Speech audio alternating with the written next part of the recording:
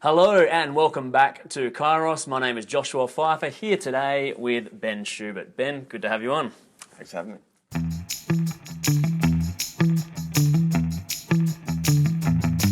So, Ben Schubert is here today partly because one of my regular viewers or listeners out there read an article that he wrote in this magazine, which is called The Lutheran. This is the magazine of the Lutheran Church of Australia. And back in August this year, 2019, there was an article by Ben called Free to Walk the Rugged Path. There it is. And one of you out there suggested it'd be good to catch up with Ben and just find out a bit more about who he is and expand on some of the themes that come up in this article. So thanks, Ben, for being willing to do it. Pleasure. So maybe you can begin by just telling us a little bit about yourself, who you are, and what you're doing professionally in life, so to speak. Sure. So I am a PhD student at the University of Adelaide in mechanical engineering. My main focus is on wave energy, so buoys on the water, moving up and down, generating electricity from that. So kind of a bit different to I guess, a lot of people within the church. I find that there's not a lot of the academic routes taken. I'm quite involved with my church and have been involved with a lot of youth ministry in the past. Now on DCC, District Church Council, and getting involved in that capacity. I'm really interested in science and faith, and it's one of my favourite topics to discuss and flesh out. Are you married? I am married, yes. Newly married-ish? Yeah, it's now been, a year and a half or so, year and a bit. Good man. Yeah, we recently got back from Europe for our 1-year anniversary. That was pretty nice. Yeah. Excellent. And so, you began to touch on those issues of faith and science. I guess, the science or engineering faculties at universities may not be the first places people normally think of as being, what would you say, especially receptive to a Christian worldview or something like that. But how have you found that? What's it been like working in that sort of, both studying and working in that sort of space as a Christian person? Oh, look, it's really interesting. Because in one sense, you've got all these very bright people, very well thought out, and from their reference frame, the conclusions that they've made are completely sound. But when you're operating from a fundamentally different worldview, like God created this world, that changes, and He saved us, that changes the way you operate and the way you interpret things. For example, studying science, you learn a lot about the mechanisms or how we think things were formed. But in reality, it always takes a little bit of faith to trust the theories. And that's not discounting from them, because it's not really our place to judge how things were made. So it's really interesting to coexist with these people, and people of different faiths as well. I'd say that's certainly a minority within the academic community, though. Yeah. And so I think in your article, I've got the quote here, I think at one point you talk about, I like this turn of phrase, the shallowness of the juxtaposition between faith and science. And so for you, overall, I guess, what has been the impact on your faith in studying science, and have there been challenges for you along the way? Definitely. When we look at faith from a perspective, it's touching again on those fundamental worldviews. If we try to understand the world from just one side, just this is what is here, and we can only believe in what we observe, we only get some of the picture. And we know this from things like quantum mechanics. I've studied quantum mechanics. I'm doing a bunch of stuff with magnets and with fluids, and there's so much stuff that we kind of understand a little bit about what we see and can rationalize that, but we don't understand the fundamentals as to why. Right, so no matter which path you take, it's going to require a bit of a trust in what we have. And so for the layperson, I know you can't explain quantum mechanics, no doubt, to a layperson, but what are some of those unexplainable things that, in quantum mechanics for the lay, non-scientist sort of person? Sure. So say you've got a laser, right? And you shine it through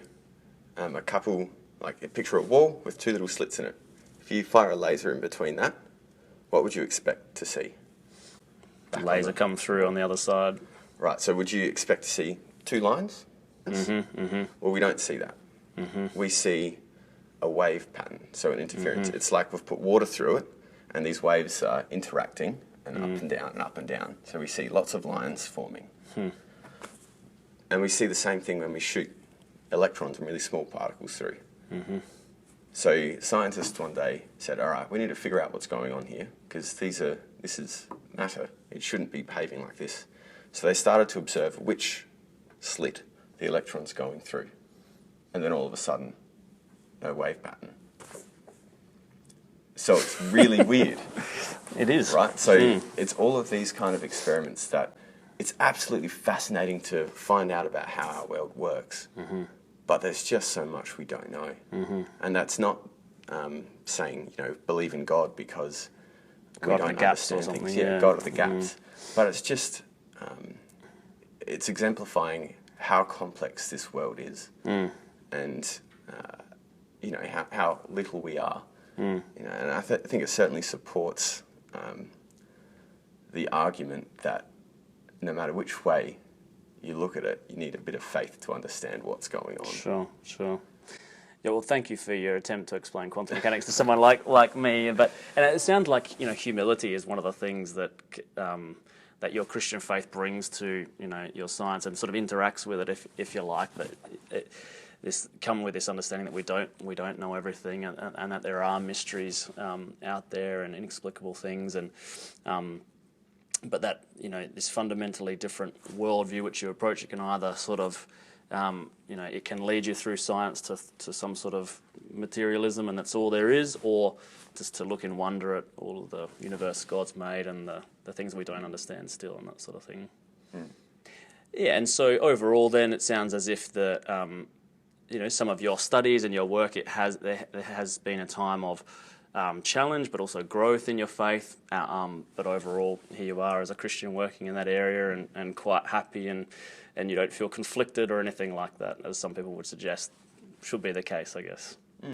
Yeah, well, I think my father once put it that science and faith were two sides of the same coin. You're just looking at it from different angles, and I think that's a really good image of it, and probably encaptures my perspective on how I'm approaching this, because it's we can look at all the math and we can do all this research, and that's really interesting, but it's not the meaning of life, and that's the Christian perspective. It's not fundamentally why we're here on earth. It's fascinating, and it's an area in which we can use the gifts that God gives us. But it's, it's from where you're looking and how you're approaching life. Yeah. It's so fundamental that there's as wonderful as science is, and as much as it's helped us wonderfully in the modern world, like there's no experiment that you could do in the lab that can tell you why you're here and what your purpose in life is. I would suggest, and these are actually the questions that in every human heart, that people spend their lives trying to find a way to live through. And one of the reasons, I guess, that you were writing this too was that, as you said in your introduction, you're a young Christian, relatively speaking, and you've been involved in youth ministry, but you've sort of stepped up and taken on some significant responsibilities in the life of the church at a time when a lot of people see young people perhaps drifting away from the life of the church. And so perhaps you can tell us a little bit about that, and I guess particularly what helped you in that journey through, I guess, from sort of youth, young adult into some sort of more, mature involvement in higher levels, that sort of thing. Yeah, so first point there, I wouldn't necessarily say I stepped up, but I'd say I stepped back. For example, I was the youth leader, and me stepping away kind of forced another youth leader to step up and kind of take charge and be the male youth leader that is the mentor to all these young guys. Yeah. So me stepping away allows for other people to move up. And I think that same process is true in a lot of different areas, and why I kind of stepped up. I was tapped on the shoulder to put my hand up for District Church Council on the floor of Synod. It's something I was thinking, certainly was, but as a young person, you're full of doubts. You're like, oh, surely, I don't have much to contribute. I'm just little. But it's really valued. Like, it's surprising how much of a difference there is in the perspective that a young person can bring. And that's not saying one's better. That's just, I'm exposed to different things. I have a perspective of where the young people are at, what's going on in their minds. And that can be a useful asset. For sure. Yeah. And I want to come back to that in particular, but just before we do, perhaps for those who are not as familiar with the specific context that we're talking about, what is District Church Council? What does it actually look like? What did you actually get yourself into when you did this? Yeah. I probably didn't know when I started. Of course. So it's the District Church Council of South Australia and Northern Territory, District of the Lutheran Church, and it's where a lot of the organisational matters and large financial decisions and kind of the church as a whole, where that's heading. Unfortunately, these days, it's not a lot of... well, there is a bit of direction in what are we doing as a church, where can we support do this, but a lot of it is kind of dealing with just everyday finance matters. I'm part of the finance subcommittee, so I'm also, being a numbers person, I find that quite interesting. Yeah, sure. But it's a lot of the organisational stuff, but you hear some incredible stories from all sorts of church organisations, and that's been genuinely inspiring. From Lutheran community care stories to Aboriginal ministries, you hear some breathtaking work that's being done. Right, and so your eyes are sort of widened to the bigger picture of our church out there and that sort of thing, yeah. And so for people from other churches, this district is equivalent to like a diocese in other churches perhaps, or there's other language that's used in our particular circles. Yeah, as you say, it incorporates the South Australia and Northern Territory, which is a huge, for international people, that's a huge area that it covers. And this is really... the District Church Council, in some ways, is sort of one of the highest authorities for those big decisions, and so it's significant roles and a lot to deal with. And so you meet once a month for a significant time. Lots of readings. Lots of pre-reading, right? And no doubt, you've seen, as you say, inspiring things, encouraging things, and also challenging things as part of that as well. Certainly. Yeah. And so to return then to your comments about the perspective of young people, what is your, your take on, the spiritual atmosphere among, people your age, both within and outside of the Lutheran Church, outside the church in general? I guess there's a lot of pessimism, it's fair to say, about this on the whole. That's partly what I think your article in here was. It was in the context of, some pretty discouraging statistics, across the board and that sort of thing. But what's your take on it? Do you see signs of hope among young people, and are they still searching for God, those sorts of things? I think fundamentally we are the same in previous generations in that we are searching for something, but different in that we have had so much provided for us. We have had no stress, relatively speaking.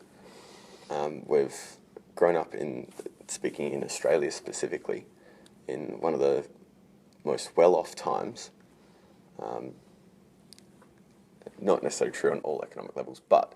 on the whole, yeah. On the whole, very blessed.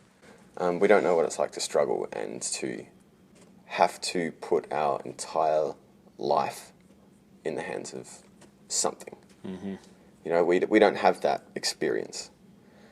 And that has certainly fostered faith. I hear stories. When I first got married, I heard stories of people who I would say have had successful marriages, and the early years of their marriage was them living on such a budget. Have to live in apartments that aren't necessarily safe, all sorts of crime happening, but, you just do what you have to do. They cleave together, and they go through the hard times together.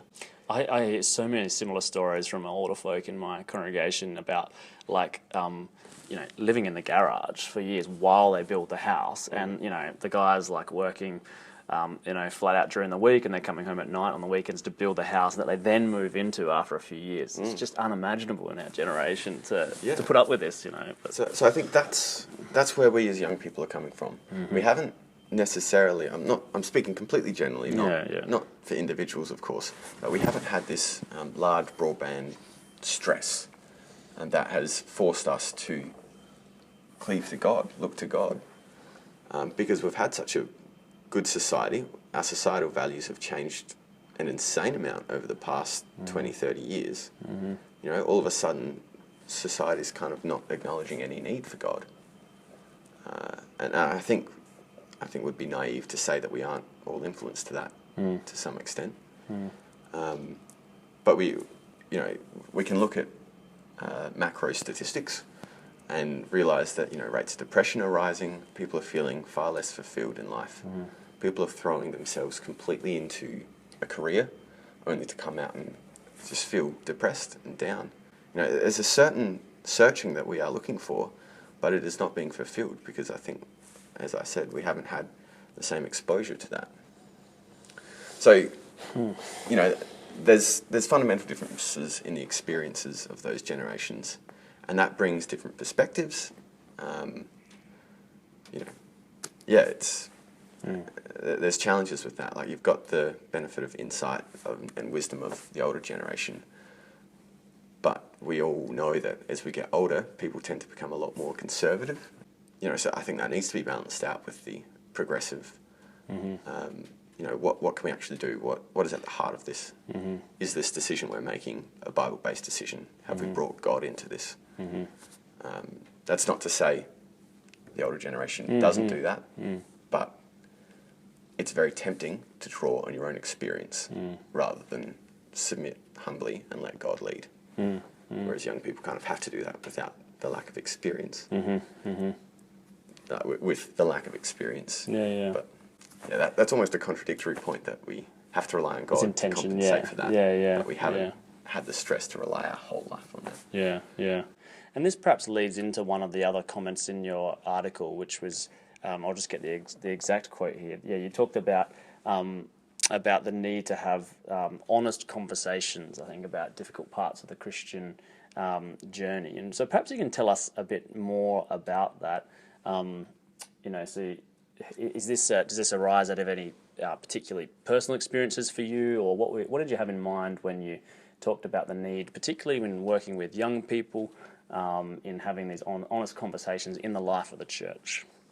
Through my experience as a youth leader, I've interacted with a number of young guys that have asked excellent questions, real integrity questions about, should I believe? And this is coming from, their life. This is terrible. Why would God allow this to happen?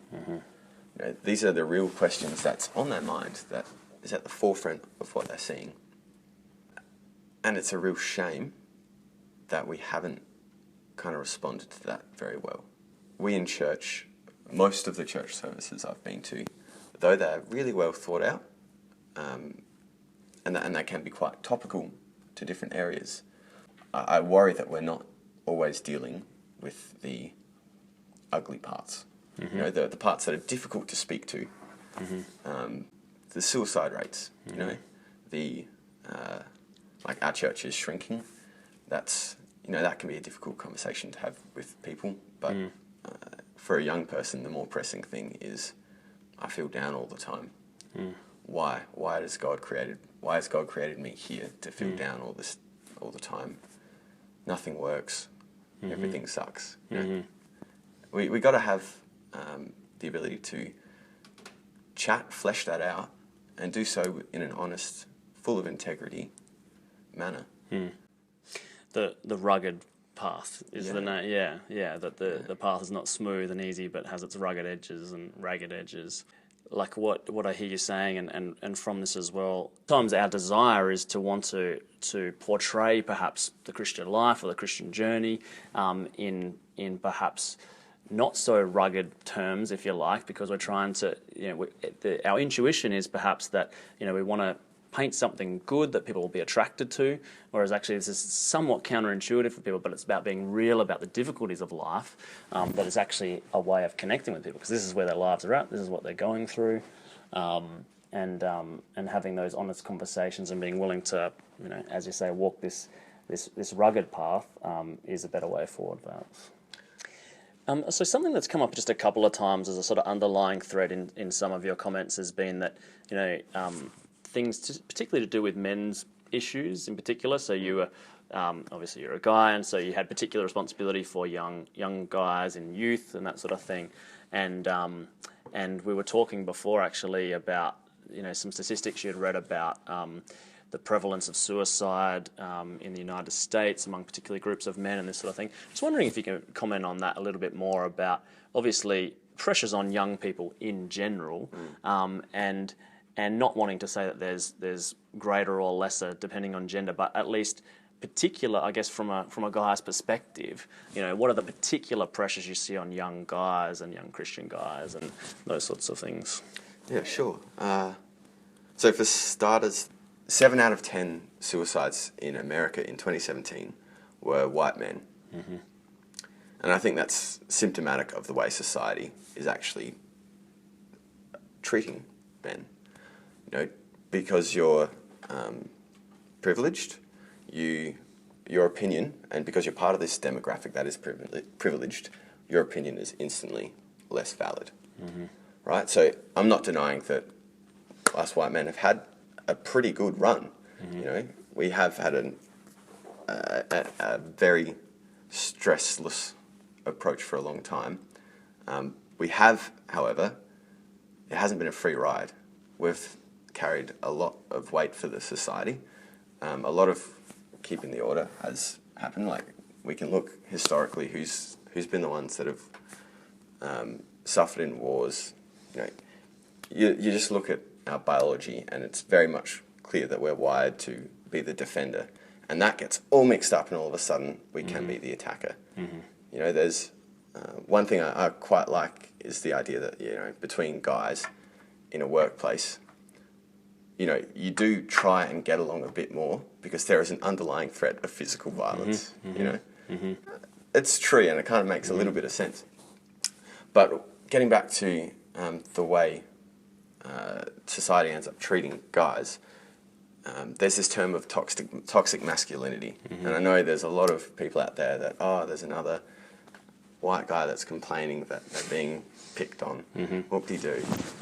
Might be a fair comment, but I think it's also very fair to say that if you enable someone's ability to offer a viewpoint and to argue something, you take away their responsibility and their ability to contribute to society. It's exactly the same argument as this trend of OK Boomer.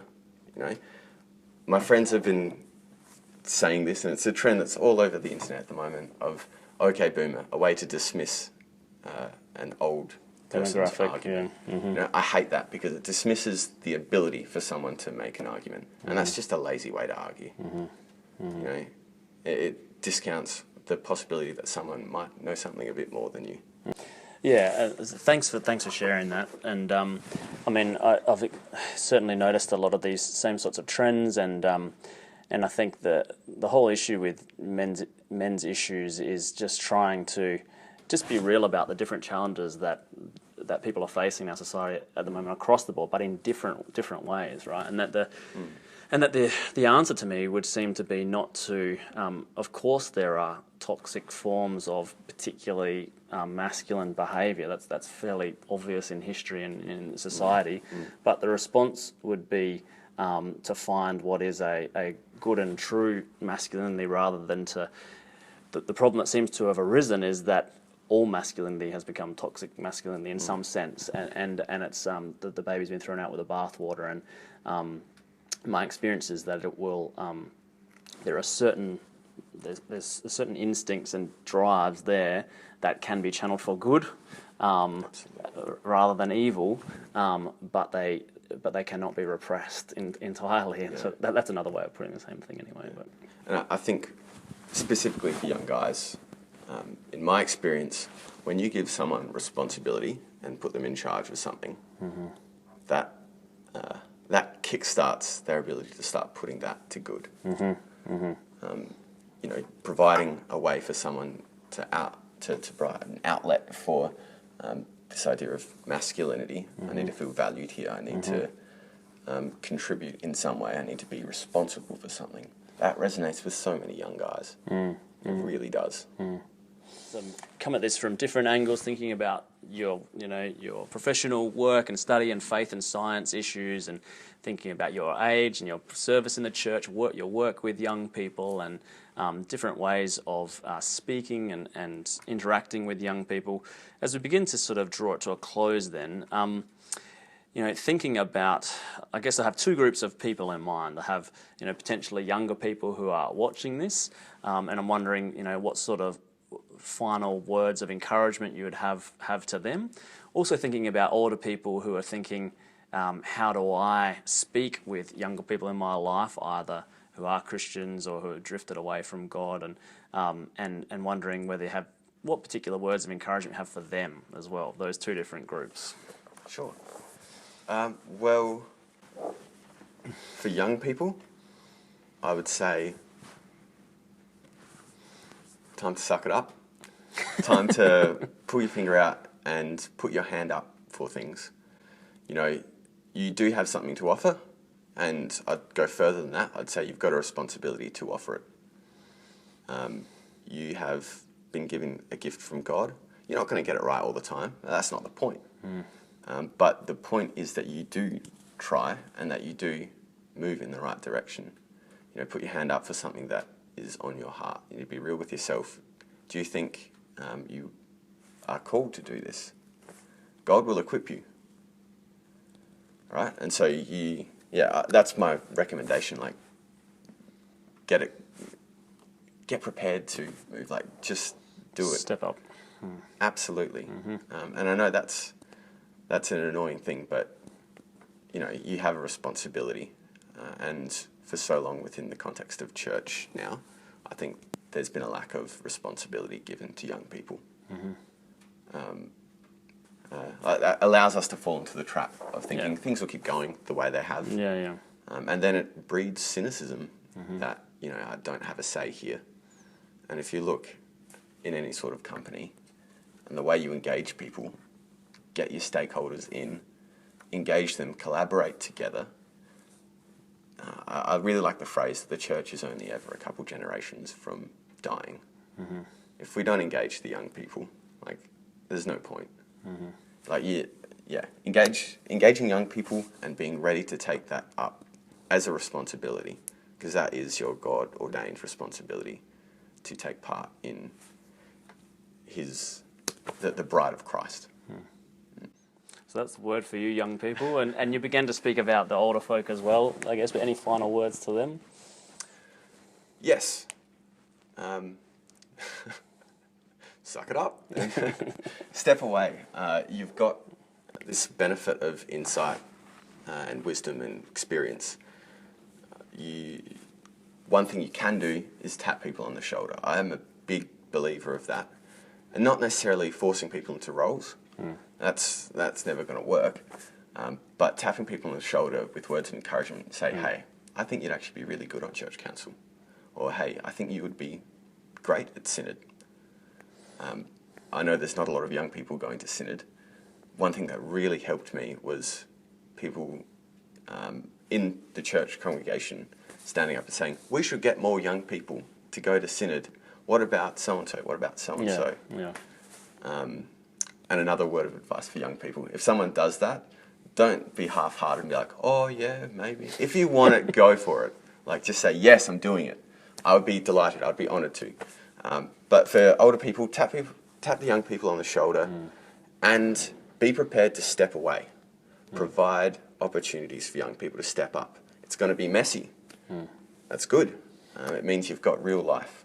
You're living with integrity and honesty within the church if things are messy.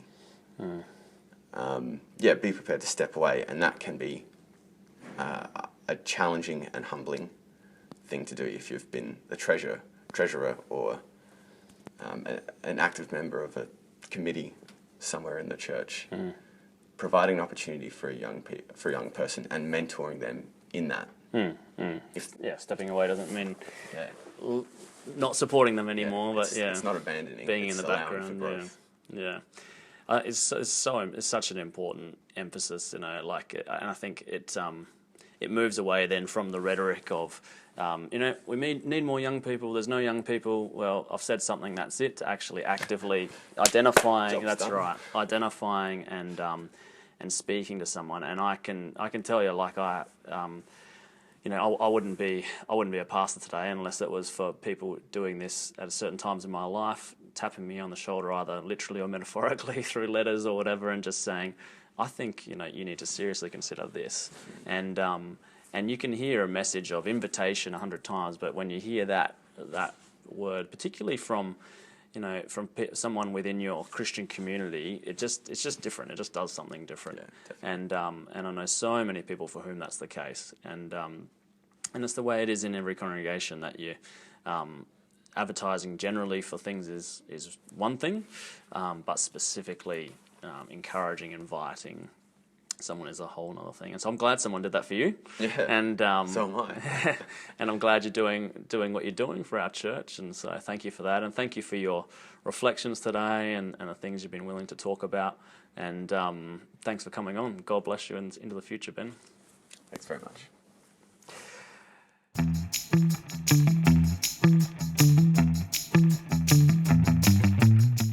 Okay, well, we're back with Mr. Ben Schubert for the bonus lightning round. So, Ben, if you were an animal, what would you be and why? I'd like to say I'm a wolf, I think, but in reality I'm probably a sloth. Wolves are pretty nice. They've 7 out of 10 wolf hunts end in failure, yet they're still an apex predator. Is that right? Yeah. 7 out of 10? Keep going, yeah. Okay. Persistence, very good. Favourite movie? Oh, there's so many good comic book movies coming out lately. Comic book movie fan. But I think it goes back to, it's got to be like Braveheart or something. Mm-hmm. Something intense. Mm-hmm. Something about a journey. Mm-hmm. Mm-hmm. A rugged journey with Mel Gibson. And favourite band or musician? Oh, I do enjoy a bit of John Butler Trio. Nice. Every now and again. They're still together? Oh, I don't know. I don't really follow. Favourite place in the world and why? Oh, Flom. Where's that? Norway. Okay. Middle of Norway. It's this tiny little town. It's only got 400 people, but it's nestled in between the fjords. Mm-hmm. So you've got, a couple 100 metres high cliffs. You've got this beautiful green ground, grass there, and a river going right up to the tip. It's just picturesque. As picturesque as you can get. Were you there for travel, for pleasure or work? Or? Yeah, my wife and I spent a couple days there in September. Nice. Yeah, it was just breathtaking. Nice. We thought it was just a beautiful part of the world. Nice and quiet. Do you have any, your most embarrassing moment? No, there's too many. Just one. I think there's been a number of times where I've spoken out on, in a group where there's perhaps more senior people, whether that's a group meeting in my PhD or, a church meeting or something. Spoken out and made a fool of myself. But I still think, you got to do those. Yeah. I'm of the opinion that you should keep asking questions until you fully understand it. At the risk of looking silly. Yeah. What's a book that we should all read that we probably haven't? A book I quite like for you young guys is Wild at Heart by John Eldridge. I've read that. You may not have. I'm not sure. The other one that I haven't read, but I've been wanting to, is 12 Rules for Life from Jordan Peterson. I've heard great reviews of that. Both of those, I think, they seem to be a little bit tailored towards younger men. But I think that's where we can lift in society a bit. We haven't sent good messages to them in the past. I can certainly recommend both those books, and you can see our other video on Jordan Peterson on the channel as well. Really? So not with Jordan Peterson, but about Jordan Peterson. Yeah. Oh, maybe I should. And last one, what's the best piece of advice you've ever been given? Something that's kind of stuck with me that was just a small bit was when I first got voted by my congregation to go to synod. One of the older guys pulled me aside and gave me the advice that, it doesn't matter what people think. Listen to the evidence, both sides that are put forward, and form your own decision. And that stuck with me in, that's probably why I've had embarrassing moments in groups. It stuck with me in PhD, going to conferences. You can ask questions until you fully understand both sides, and then you can form your own opinion. If you don't feel ready to form an opinion, that's a sign that you don't know enough. Yeah. So keep asking questions. Yeah. And often my experience is that, there's this mood of the room that's going one direction, but then one person asks a question, and all of a sudden you discover a lot more people who are uneasy and have this question. That's right. And then so you just don't know. If you've got a question, 9 times out of 10, it's everyone else has got the same question, but they're afraid to ask it to look silly. Yeah, it's good advice. Yeah. Very good. Well, thanks again, Ben. Pleasure.